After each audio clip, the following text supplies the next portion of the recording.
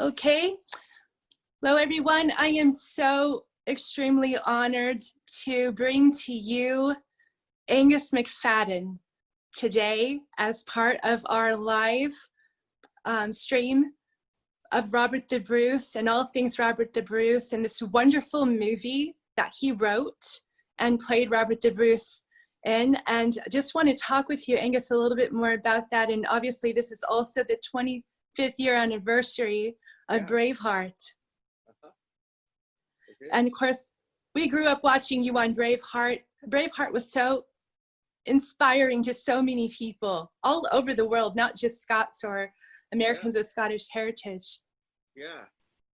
It's funny because the film at the time when it was doing the rounds in Scotland, it was considered the cheesy Hollywood script. There was the other one filming at the same time or casting was Rob Roy, which was considered far superior. But it's funny how things turn out because what's on the page doesn't always translate into what's on screen, and the magic, just because you have a really good script doesn't mean that the magic is going to just sort of appear on screen, and it was one of those big lessons where, because Mel is such a he's such a passionate and emotional human being that those are the kind of movies he likes to make, and so that very much translated onto screen, I think, and I just recently read about that Randall Wallace said that the script isn't really a war movie, it's a love story, and it's about like when women watch it, they go, now that's how I want to be loved by a man.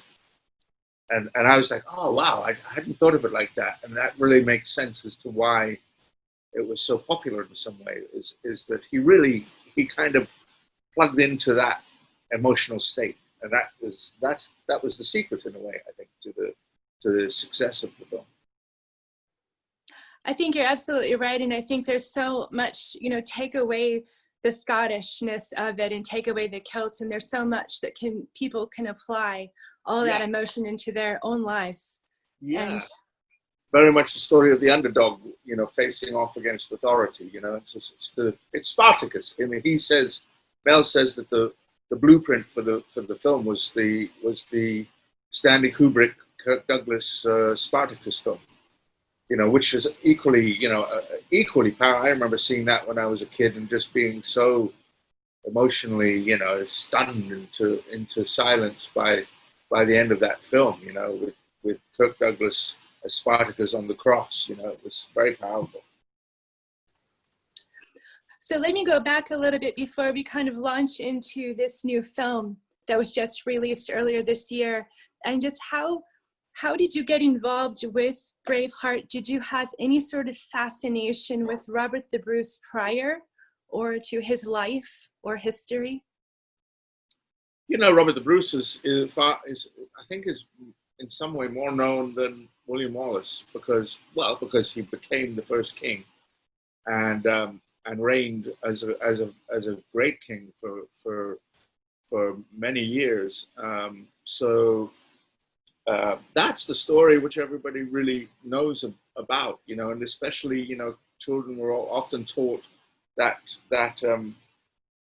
the story of the spider in the cave as being a sort of a moral, for character building, is that, you have to, if you don't succeed at first, you have to try and you have to try and you have to try.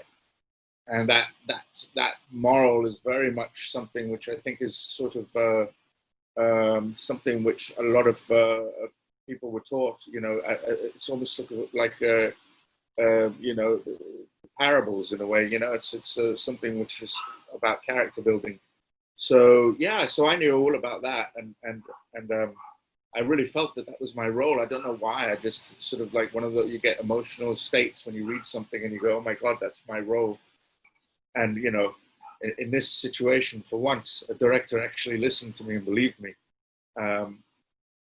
because the role had already been cast, and I was going in for a different part. I was going in for the English prince, the English prince in the film, And you know, I just didn't find it a very interesting role. But it was Robert the Bruce, and I was like, oh, you know, I have to go in and I was told not to talk to him about Robert the Bruce because you know they knew I wanted that role, but I couldn't help it. I just went in and talked for an hour and a half and gave him all my ideas and the inspirations, and then left. And then apparently I talked my way into it because the the other actor who it turned out had wanted the Tim Roth role in the Rob Roy film had let the day go by which he should have accepted the offer of Robert the Bruce, and so they withdrew it and gave it to me. So that was one of those stories. That's incredible because I feel like, you know, 25 years of Robert the Bruce being played by yourself in Braveheart, I now, and I think the rest of the world associates your face with Robert the Bruce, literally, quite literally. And it's amazing to see that. And then to have you come and write this new script and tell us about how this transpired for you and how you came to write this new script for this new movie. Well, you know, after the success of Braveheart, I was going around town talking to people and saying, you know, there is a sequel here about, you know, how this guy Robert the Bruce became the King of Scotland, and it's quite a good story. And and people just weren't interested because I guess, you know, Mel Gibson had died, and the other, you know, I was like, no, I don't think we can really have a ghost come out. It's a bit, you know, Star Wars like. So, you know, it just didn't go anywhere. And for years, I just kept on. It sort of like followed me around like a ghost, you know, on my back, because I knew the story and I knew what had happened. And it's such a great story. And we really hadn't tackled it, you know, the story of the Bruce on his campaign through defeat and how he went into that cave and you know, to basically die. And then, you know, had this sort of epiphany. And so, you know, eventually one day in 2006, I sat down with a friend of mine who happens to be a writer, and we basically, for 6 weeks, just sat for, you know, like 15 hours a day and just wrote and sat and talked about scenes. And we would like take turns writing a scene and then go, and then the other person would write the next scene, and we just sort of played this tag team thing for, and we ended up with a script. And it was a big, epic film, you know, 3 hour long. It was going to cost 80 million, you know, and it had it spanned all these continents: France, England, the story of the Knights Templar, and it was just way too big, and you know, nobody really wanted to touch it. So in 2010, I said, well, let's just shrink it down to the heart of the story, which, you know, we could make with a lot lower budget, which is that story of the cave and that specific period with that family in the Crofts, and let's tell that story. And in doing that, I think we actually made a more emotional film because it was far more intimate, and it was actually about the people who suffer from the consequences of war and generational loss of you know, the fatherhead who goes to war and never comes home. You have all these orphan children. So it actually became a more powerful story. But then we still couldn't get the money to make it, you know. And I felt like when I was making this, the story of this film is the story of Robert the Bruce in a way. It's how you keep trying and trying, and you get into the pits of despair. And, you know, I was basically at the point where it was like, God, this is never going to happen. This was now 2017, 11 years had passed. And then it just happened. You know, there was one of those chance, or maybe it was destiny. You know, I was working with an actress, Anna Hutchinson, on this comedy down in England. And I said, you know, you'd be really great as the Morag, this woman in the film. And she went, oh, you're making it? I said, yeah, I mean, no, but I mean, you'd be great as it. Have a read. And she read it. I said, have you got, you know, what's happening? When are you doing it? I said, well, I haven't got the money. You know, and she said, well, I have a director who has the money, but the movie fell through because the actor he had playing the lead, won an Oscar, and so his price basically tripled overnight. So they couldn't pay him. So now he's got this money sitting in a bank and no script, and they need to shoot something soon. So I sent it to Richie, and Richie happened to love Braveheart. And 3 months later, we were making the movie. I absolutely love that story. And I love the perspective that you took with this whole film. And I think, you know, if you want to talk about destiny, and who am I to say this or promote this, but it is the 700th year anniversary of the Declaration of Arbroath, which is hugely important. And I think the emotional side of this movie and the beautifully way in which it was written and shot is maybe more relevant to what we're all going through right now, perhaps, and is resonating with people because of, and so maybe the timing maybe is perfect. I don't know. What do you think? I think that, I mean, it is amazing because when we wanted to premiere the film in Scotland and show it to a Scottish audience in cinemas, and you know, you really don't have control over dates and things like that. You know, there's so many mitigating factors, and when you open a movie and things, but we just happened to open on the anniversary of Bannockburn last year. That was our date, the 22nd of June, I think it was, and it was like, wow, that was like the timing. Nobody had actually realized it. Because, you know, we were opening at the Edinburgh Festival, but nobody actually had realized it until I said, guys, that's actually the anniversary of Bannockburn, which is kind of amazing. And you know, so we opened there, and then this year, it being, you know, the month of the Declaration was a remarkable moment too. You know, I was really trying to push for the actual April the 6th, I think it was. But anyway, we opened in that month, and that was yet again an amazing moment. And the movie being all about, you know, the trials and tribulations and you know, a guy going into a cave and self-isolating is kind of strange as well, you know. So it does speak to this time. I find it extremely relevant, and I think, you know, just hearing about people's reactions, seeing the film in Glasgow, and just all of the emotion that they had after watching it, that's incredible as well. Yeah, the difference in reaction between a Glaswegian audience and an Edinburgh audience is quite large. Well, and I've heard from a lot of different people from Scotland.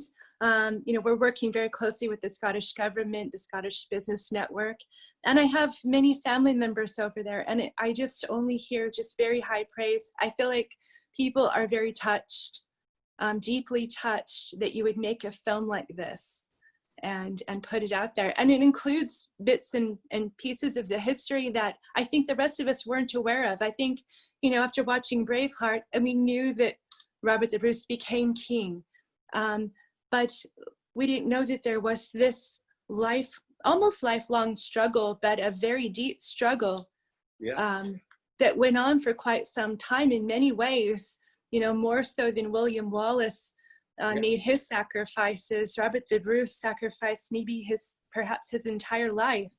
Yeah.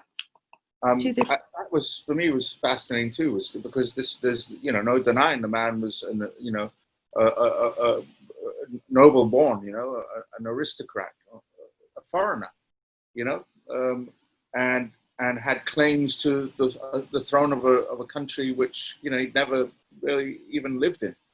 And so that was a fascinating aspect too of, you know, that there's a guy who just sort of sees this as almost like a shiny new car, you know, and it's his by right. That sort of, you know, the privilege of the high and mighty, and how, you know, in this ambition to own this thing, you know, he loses himself and is humiliated and is brought down, you know, from great heights to the pits of despair, hiding out in a cave by himself.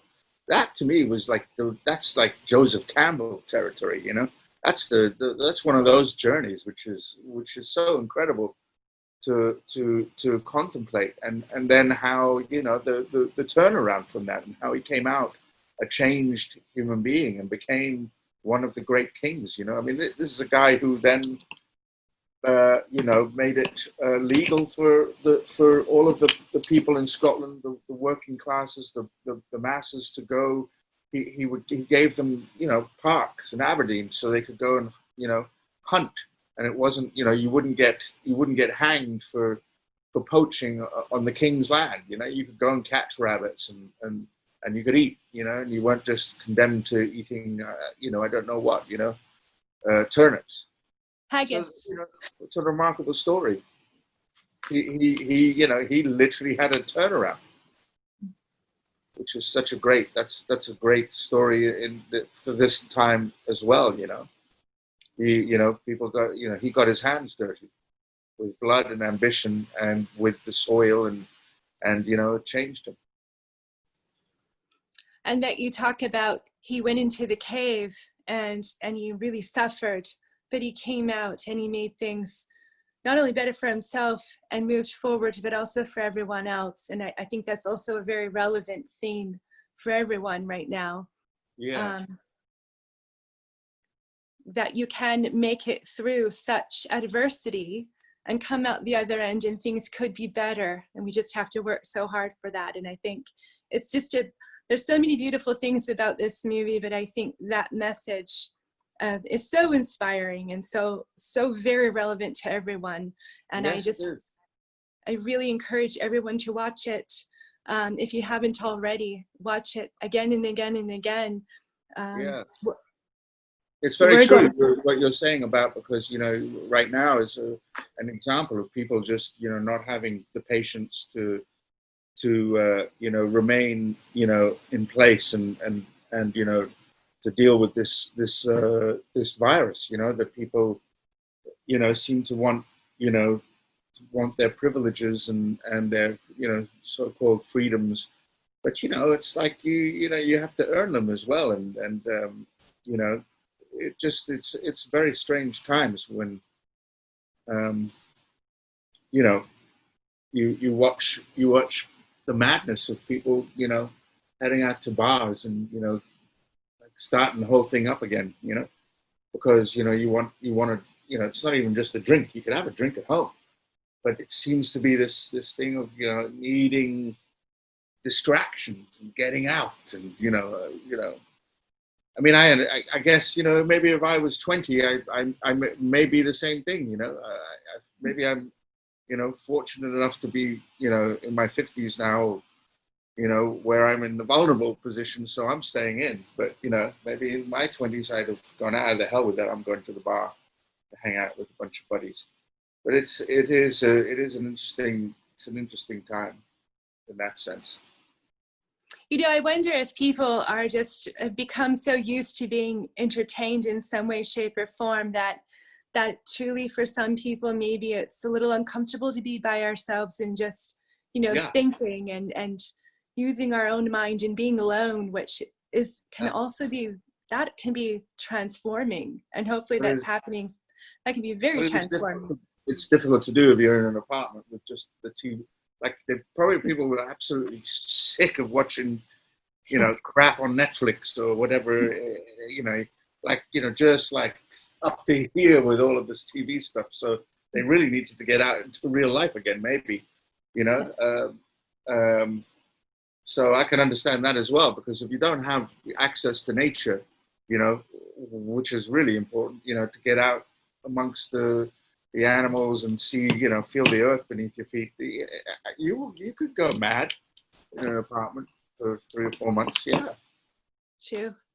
Yeah. Very true. Do you feel like at this point in your life you've told all that there is to tell about Robert the Bruce and his history? Do you feel like, are there more things you want to do with this character and with this history?